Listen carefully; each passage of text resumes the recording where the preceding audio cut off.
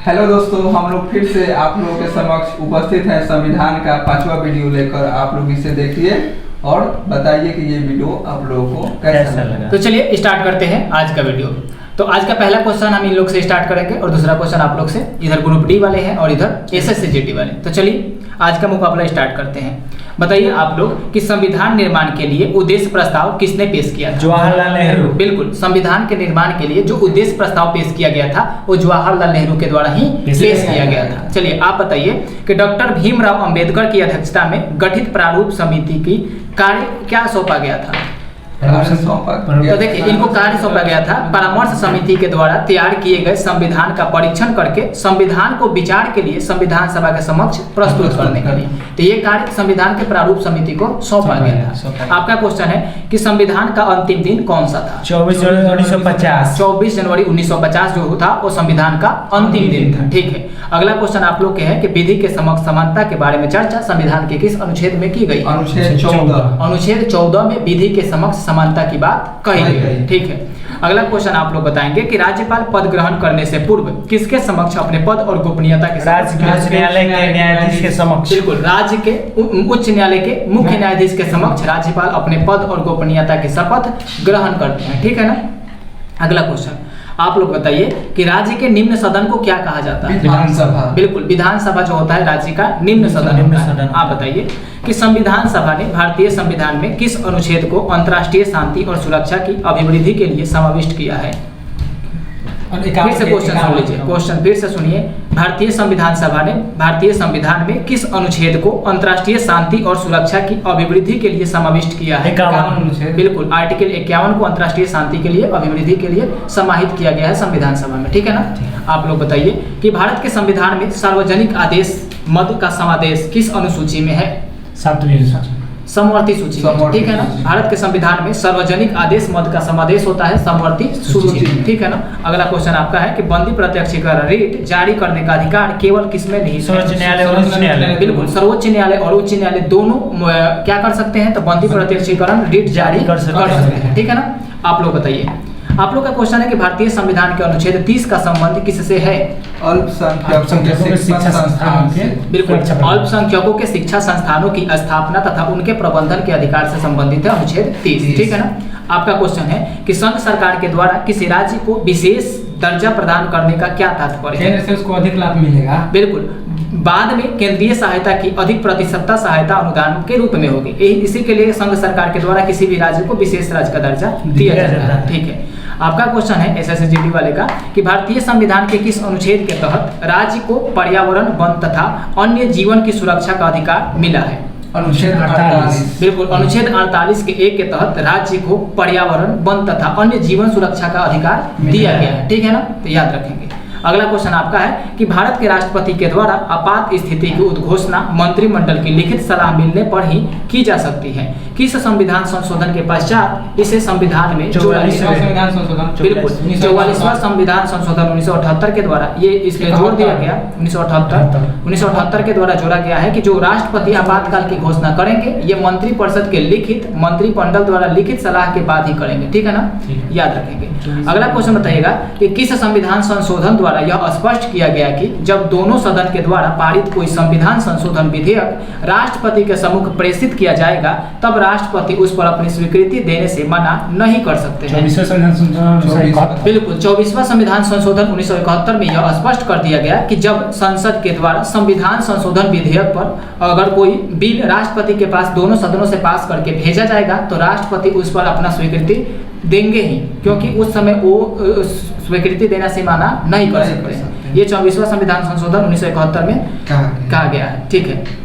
अगला क्वेश्चन है कि मूल संविधान में कितने राज्यों का उल्लेख था? 20। बिल्कुल, 20 राज्यों का उल्लेख मूल संविधान में मिलता है। ठीक है। अगला क्वेश्चन आपका है कि राज्यपाल पद के लिए न्यूनतम आयु सीमा कितनी होती है? 35 वर्ष। 35 वर्ष की आयु सीमा रखी गई है राज्यपाल के पद के लिए न्यूनतम। ठीक है ना। आपका क्वेश्चन है कि यदि किसी राज्य का राज्यपाल 2 राज्यों का कार्यभार संभालता है तो दोनों राज्यों के बीच उनके वेतन का अनुपात कौन निर्धारित करेगा? राष्ट्रपति। बिल्कुल, राष्ट्रपति निर्धारित करेंगे कि उनको दोनों राज्यों के लिए कितना वेतन दिया जाएगा। ठीक है ना।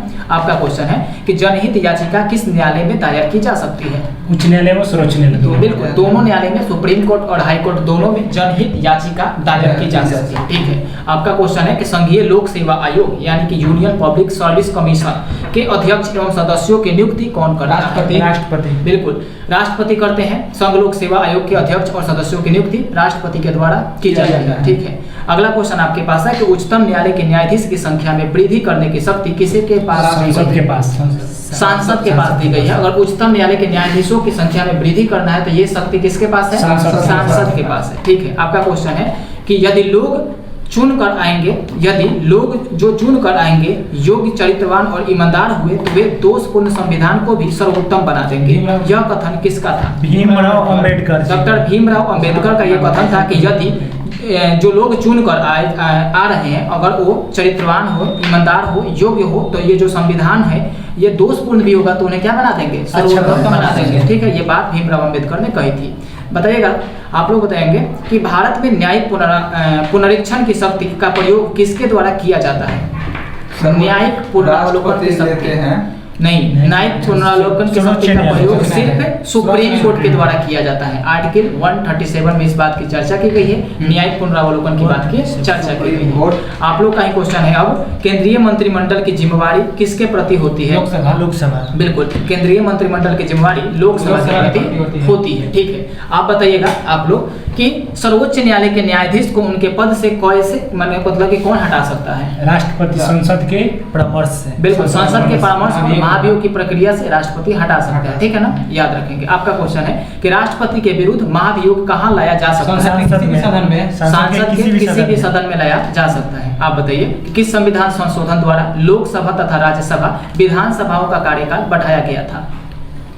लोकसभा, राज्यसभा और विधानसभाओं का कार्यकाल किस संविधान संशोधन से बढ़ाया गया था? 42वां संविधान संशोधन के द्वारा। आप बताइए CCEA का क्या तात्पर्य है? Cabinet committee of economic affairs. बिल्कुल, बहुत ही अच्छा। Cabinet committee on economic affairs CCEA का फुल फॉर्म होता है। आपका क्वेश्चन है कि किस आयोग का गठन करने के लिए 94वां संविधान संशोधन अधिनियम बना है?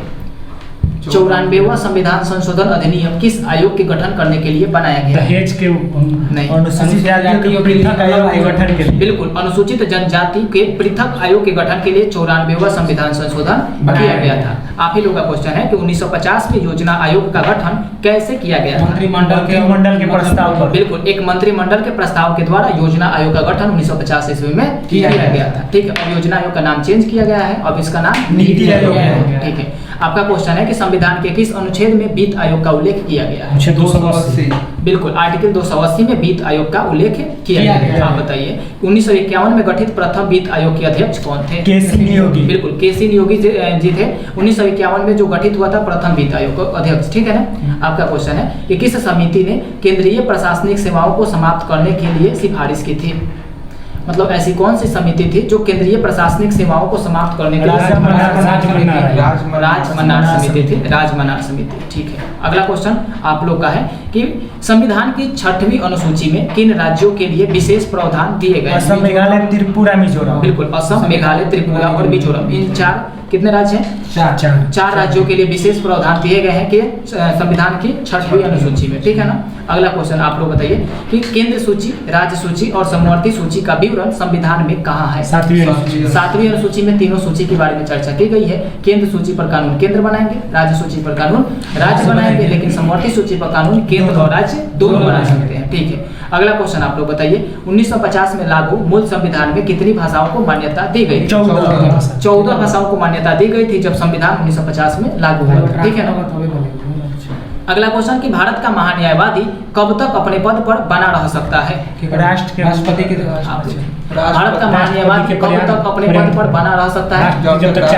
जब तक राष्ट्रपति चाहे भारत के महान्यायवादी राष्ट्रपति के पद पर बने रह सकते हैं। ठीक है, आप बताइए अंतरिम सरकार का गठन कब किया गया?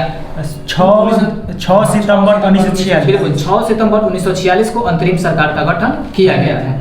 आप बताइए केंद्र और राज्य सरकार के बीच विवादों का हल किसके अधिकार क्षेत्र में है? उच्चतम न्यायालय। उच्चतम न्यायालय के अधिकार क्षेत्र में है केंद्र और राज्यों के बीच के विवादों का हल करना, ठीक है ना। आप बताइए, भारतीय संविधान का स्वरूप संघात्मक है या एकात्मक? दोनों का समन्वय है। बिल्कुल, भारत का जो संविधान है यह संघात्मक और एकात्मक दोनों का क्या है? समन्वय है। बिल्कुल। बताइएगा कि लोकसभा भंग होने के पश्चात भी अध्यक्ष अपने पद पर नई लोकसभा के प्रथम अधिवेशन के ठीक पहले तक बना रहता है। संविधान के किस अनुच्छेद के अंतर्गत यह प्रावधान किया गया है? अनुच्छेद 193, अनुच्छेद 94। बिल्कुल, अनुच्छेद 94 में यह प्रावधान किया गया है कि लोकसभा अगर भंग भी हो जाए तो जो लोकसभा के अध्यक्ष हैं अपने पद पर बने रहेंगे। अपने पद पर कब तक बने रहेंगे? कि जब तक नए लोकसभा के अध्यक्ष का चुनाव ना हो जाए और प्रथम बैठक ना हो जाए, ठीक है, याद रखेंगे। इसकी चर्चा अनुच्छेद 94 के अंतर्गत की गई है। आप बताइए, तारांकित प्रश्न किन्हें कहते हैं? जो तुरंत प्रश्न का उत्तर चाहता हो। जो प्रश्न का उत्तर संसद तुरंत चाहती है, उन्हें संसद के जो अध्यक्ष होते हैं वो तुरंत चाहते हैं, उन्हें तारांकित प्रश्न कहा जाता है, ठीक है। अगला क्वेश्चन बताइएगा कि भारतीय गणराज्य का संवैधानिक अध्यक्ष कौन होता है? राष्ट्रपति। बिल्कुल, भारतीय गणराज्य का संवैधानिक अध्यक्ष भारत के राष्ट्रपति होते हैं, ठीक है। आप बताइएगा कि नए राज्य बनाने संबंधित बिल पेश करने के लिए किसकी अनुशंसा आवश्यक होती है? राष्ट्रपति की। राष्ट्रपति की अनुशंसा आवश्यक होती है, ठीक है। आपका क्वेश्चन है कि बताइएगा कि पाकिस्तान से आकर भारत में नागरिकता प्राप्त करने संबंधी प्रावधान का उल्लेख किस अनुच्छेद में किया गया है? अनुच्छेद 6 में ये उल्लेख किया गया है कि अगर कोई व्यक्ति पाकिस्तान से आकर भारत में रहना चाहता है तो उसको नागरिकता प्रदान की जाएगी, ठीक है। इसकी चर्चा अनुच्छेद 6 में किया गया, ठीक है। अगला क्वेश्चन बताइएगा कि किसी व्यक्ति को एक ही अपराध के लिए एक से अधिक बार दंड देने का उल्लेख संविधान के किस अनुच्छेद में किया गया है? अनुच्छेद 20। अनुच्छेद 20 में यह बात कही गई है कि एक ही अपराध के लिए किसी भी व्यक्ति को एक से अधिक बार दंड नहीं दिया जा सकता है। इस बारे इसकी चर्चा अनुच्छेद 20 में कही गई है, ठीक है। अगला क्वेश्चन है, बताइए कि अविश्वास प्रस्ताव पर परिचर्चा के लिए तिथि कौन तय करेगा? अविश्वास प्रस्ताव पर परिचर्चा के लिए तिथि कौन? राष्ट्रपति। नहीं, लोकसभा अध्यक्ष तिथि का निर्धारण करेंगे कि किस स्थिति को अविश्वास प्रस्ताव पर चर्चा की जाएगी, ठीक है। अगला क्वेश्चन बताइएगा, सार्वजनिक धन का संरक्षण किसे कहा जाता है? नियंत्रक और महालेखा परीक्षक को सार्वजनिक धन का संरक्षक कहा जाता है, ठीक है। अगला क्वेश्चन आप लोग का है कि किसी व्यक्ति की नजरबंदी वैध है या अवैध, यह निर्णय के लिए न्यायालय कौन से रीट जारी करता है? हेबियस कॉर्पस जारी करता है। किसी भी जो व्यक्ति है उसकी जो नजरबंदी की गई है वो वैध है या अवैध, इसके लिए सर्वोच्च न्यायालय हेबियस कॉर्पस रीट क्या करता है? जारी करता है। अगला क्वेश्चन है, बताइए कि न्यायालय प्रतिषेध रीट किस उद्देश्य में जारी करता है? हम लोग हाँ, तो उसके जो मतलब अधीनस्थ न्यायालय और उसके क्षेत्र अधिकार से बाहर जो कार्य है उसे रोकने के लिए प्रतिषेध लेकर जारी किया जाता है। बताइएगा आप लोग कि 44वां संविधान संशोधन कब किया गया था? 1978। बिल्कुल, 1978 में 44वां संविधान संशोधन किया गया था। आप लोग बताइए कि मौलिक अधिकारों के संशोधन के प्रश्न पर विवाद किस आधार पर उच्चतम न्यायालय ने पहली बार संशोधन के लिए फैसला दिया? शंकरी प्रसाद और बिहार राज्य। शंकरी प्रसाद बनाम बिहार राज्य के बाद ही सर्वोच्च न्यायालय ने फैसला किया कि मौलिक अधिकार में भी संशोधन किया जा सकता है, ठीक है। अगला क्वेश्चन है, क्वेश्चन आप लोग बताएंगे कि राष्ट्रपति का चुनाव किन चुनाव प्रणाली के आधार पर किया जाता है? बिल्कुल, राष्ट्रपति के चुनाव में एकल संक्रमणीय मत प्रणाली का उपयोग किया जाता है, प्रयोग किया जाता है, ठीक है। आपका क्वेश्चन है, कार्य संचालन में राष्ट्रपति की सहायता कौन करता है? मंत्रिपरिषद करता है। कार्य संचालन में राष्ट्रपति की सहायता मंत्रिपरिषद करता है। आप लोग का क्वेश्चन है, भारतीय संविधान के अनुसार राज्यों की विधायिका में क्या सम्मिलित है? भारतीय संविधान के अनुसार राज्यों के विधायिका में सम्मिलित है राज्यपाल, विधानसभा, विधान परिषद। बहुत ही अच्छा, राज्यपाल, विधानसभा तथा विधान परिषद सम्मिलित होते हैं राज्यों की विधायिका में। आप बताइए कि प्रतिषेध और उत्प्रेषण दोनों किसके संदर्भ में जारी किए जाते हैं? न्यायिक पदाधिकारियों के। बिल्कुल, न्यायिक पदाधिकारियों के संदर्भ में क्या जारी किया जाता है? प्रतिषेध और उत्प्रेषण जारी किया जाता है। अगला क्वेश्चन है कि विभिन्न आयोग को गठित करने के अधिकार किसे प्राप्त है?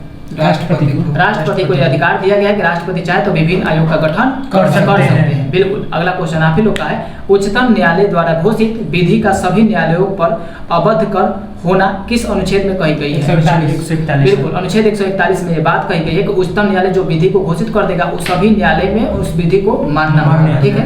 ये बात 141 अनुच्छेद में कही गई है।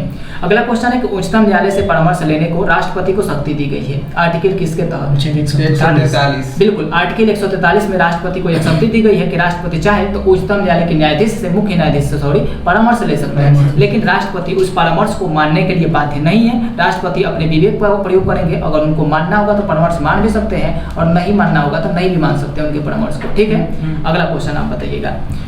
क्वेश्चन है कि राज्यों में एक राज्यपाल होंगे, इस बात की चर्चा कौन से अनुच्छेद में? अनुच्छेद 153। अनुच्छेद 153 में ये बात कही गई है कि राज्यों में एक राज्यपाल होंगे। ठीक है, अगला क्वेश्चन है कि राज्य की कार्यपालिका की शक्ति राज्यपाल में निहित होगी, इसकी चर्चा किस में की गई है? अनुच्छेद 100। राज्य की कार्यपालिका की शक्ति की चर्चा किस अनुच्छेद में की गई है? 157। बिल्कुल, अनुच्छेद 154 में की गई है राज्य की कार्यपालिका की शक्ति। आपका क्वेश्चन है राज्यपाल को सहायता और सलाह देने के लिए मंत्रिपरिषद होगा, इसकी चर्चा किस अनुच्छेद में की गई है? बिल्कुल, अनुच्छेद 163 में ये बात कही गई है कि राज्यपाल को सहायता देने के लिए एक मंत्रिपरिषद भी होगा। आपका क्वेश्चन है, बताइए राज्यपाल की जानकारी देने आदि के संदर्भ में मुख्यमंत्री का कर्तव्य मतलब कि राज्यपाल को अगर कोई जानकारी चाहिए तो मुख्यमंत्री का यह कर्तव्य बनता है कि राज्यपाल को जानकारी दे। इसकी चर्चा किस अनुच्छेद में की गई है? नहीं, अनुच्छेद 167। अनुच्छेद 167 में ये बात कही गई है कि राज्यपाल को अगर कोई जानकारी चाहिए तो मुख्यमंत्री का ये दायित्व बनता है कि उनको वो जानकारी उपलब्ध कराए। इस बात की चर्चा की गई है अनुच्छेद 167। अच्छा, राज्यों के विधानमंडलों का गठन किस अनुच्छेद में किया गया है?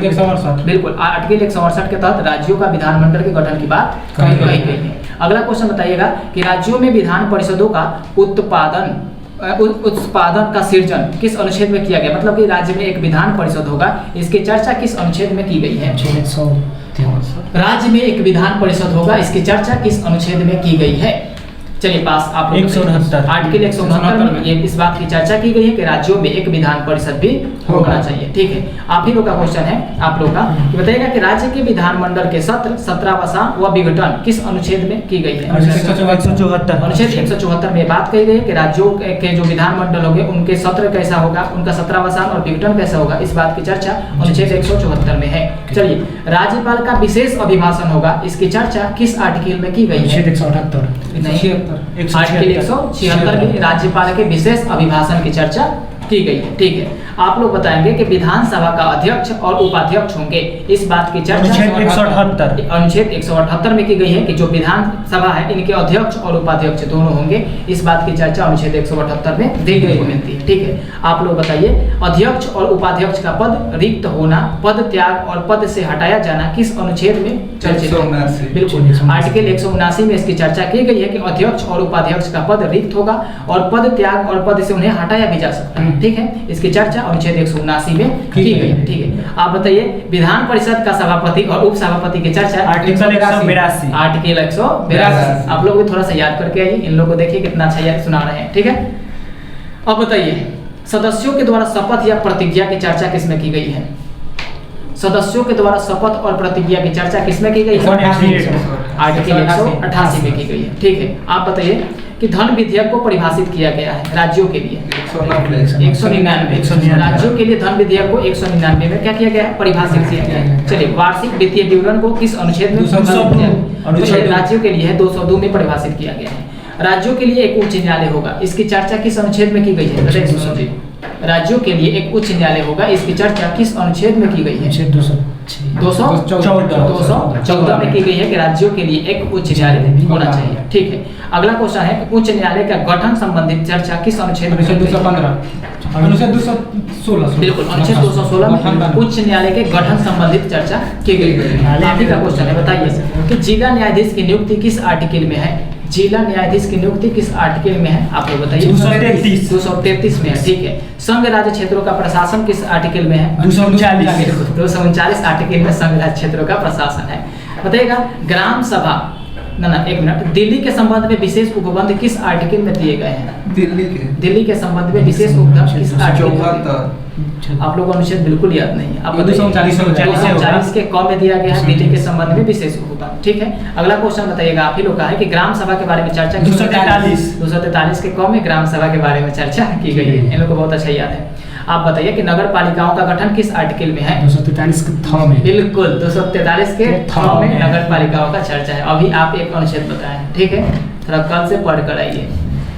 अगला क्वेश्चन, बताइए कि अनुसूचित जाति, अनुसूचित क्षेत्रों और जनजाति क्षेत्रों का प्रशासन संबंधित बात किस अनुच्छेद में की गई है? 244 में की गई है। ठीक है। अगला क्वेश्चन है कि यदि आपातकाल की उद्घोषणा प्रवर्तन में हो तो राज्य सूची के विषय के संबंध में विधि बनाने की संसद की शक्ति दी गई है। इसकी चर्चा किस अनुच्छेद में है? आप लोग बताएं। 250 में ये शक्ति दी गई है राज्य के संसद को। ठीक है। यदि आपातकाल की उद्घोषणा प्रवर्तन में हो तो राज्य सूची के विषय के संबंध में विधि बनाने की शक्ति संसद को प्राप्त है। आपातकाल के दौरान संसद राज्य सूची के भी विषय पर क्या कर सकता है? विधि बना सकता है। इसी की चर्चा आर्टिकल 250 में की गई है। ठीक है ना? आप बताइए अंतर्राष्ट्रीय करारों को प्रभावी करने के लिए विधानसभा होगा, उसके लिए चर्चा किस अनुच्छेद में है? अंतर्राष्ट्रीय करारों को प्रभावी करने के लिए विधानसभा की चर्चा किस अनुच्छेद में की गई है?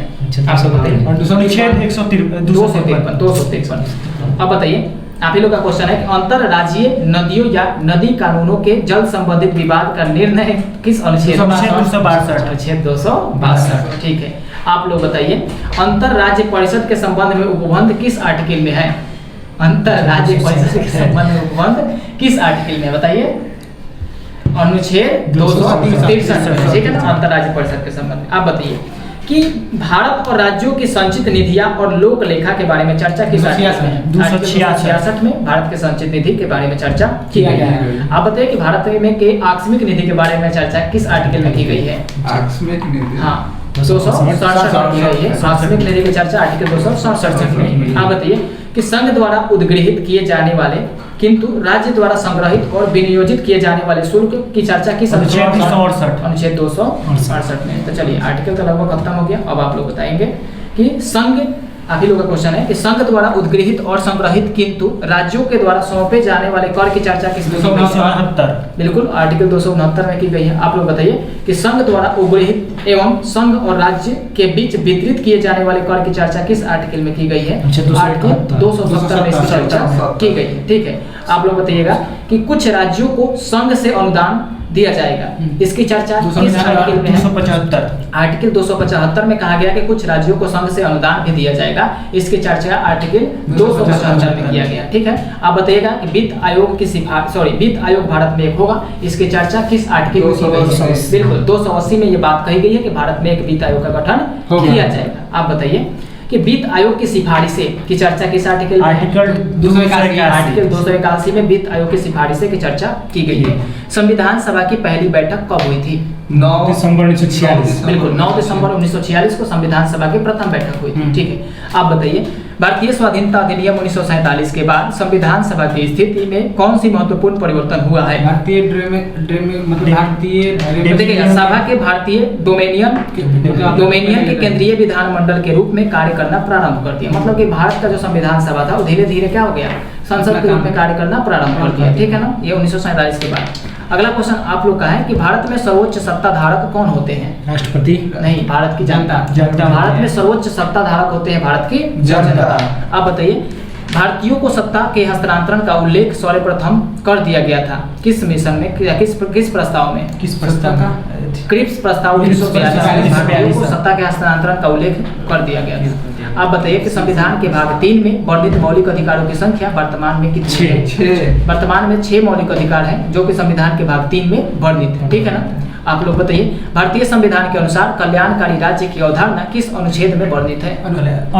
बिल्कुल अनुच्छेद 38 में राज्य के कल्याणकारी, भारतीय संविधान के अनुसार कल्याणकारी राज्य की अवधारणा को वर्णित किया गया अनुच्छेद 38 में। ठीक है। आप बताइए कि गवर्नर जनरल भारत में किसका प्रतिनिधित्व करता था? ब्रिटिश सम्राट। बिल्कुल ब्रिटिश सम्राट का प्रतिनिधित्व करता था गवर्नर जनरल भारत में। आप बताइएगा कि भारत का संविधान प्रत्यक्ष रूप से किसके द्वारा स्वीकार किया गया? संविधान सभा के जो प्रतिनिधि, संविधान के माध्यम से भारतीय जनता का। बहुत बढ़िया। संविधान सभा में अपने प्रतिनिधियों के माध्यम से भारत की जनता के द्वारा संविधान सभा को अंगीकार किया गया था। ठीक है ना? अगला क्वेश्चन, जम्मू कश्मीर में जहाँ पृथक संविधान है राज्यपाल की नियुक्ति कौन करता है? राष्ट्रपति। भारत के राष्ट्रपति ही करते हैं। आप बताइए अखिल भारतीय प्रशासनिक सेवाओं में नियुक्ति कौन करता है? राष्ट्रपति ही करते हैं अखिल भारतीय प्रशासनिक सेवाओं में नियुक्ति। आप बताइए राज्यपाल अध्यादेश कब जारी कर सकता है? 213।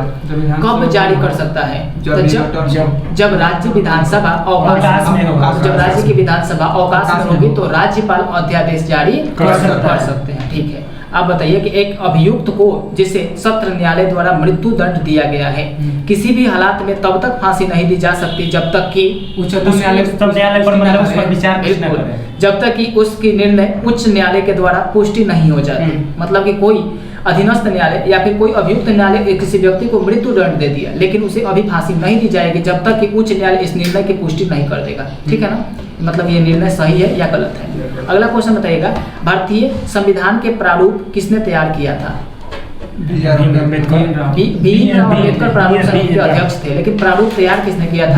B.N. राव ने तैयार किया था। आप बताइए, संसद का सदस्य न होते हुए भी कौन उनके कार्यवाहियों में अधिकतम भाग ले सकता है? महान्यायवादी। भारत के महान्यायवादी। बहुत अच्छा।